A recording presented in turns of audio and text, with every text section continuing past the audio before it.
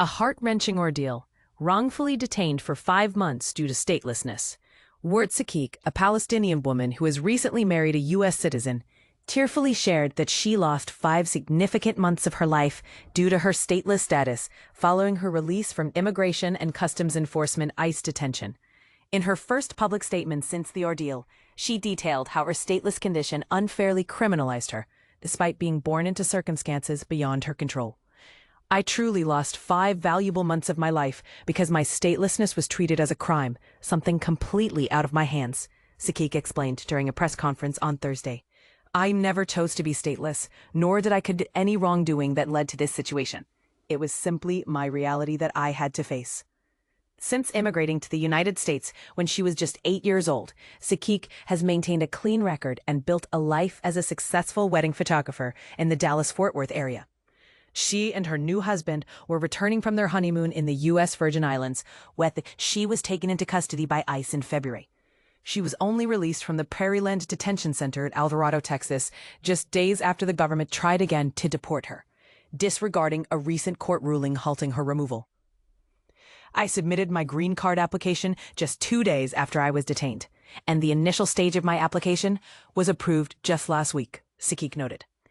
Our family came to seek asylum back in 2011, adhering to all immigration laws and requirements put forth. I am now in the finest stages of securing my green card, so I'm incredibly close to achieving that milestone. Reflecting on her time in detention, Sakeik described a harrowing experience where her basic humanity seemed to be stripped away. I felt like I was being treated like cattle, shuffled from place to place with no knowledge of where I was heading or what would happen next, she said. The detention conditions were appalling, extremely dirty, with allergens and pests, and insufficient sanitation facilities. It was a breeding ground for insects and diseases, with unsanitary toilets, rusty beds, and harmful creatures like ants and cockroaches everywhere. Now free, Sakeik is determined to continue advocating for others enduring similar predicaments with ICE. The women who come here seek better lives, yet they face criminalization, dehumanization, and their rights being taken away. We have been unfairly seen as less than simply for hoping for a better future, she stated.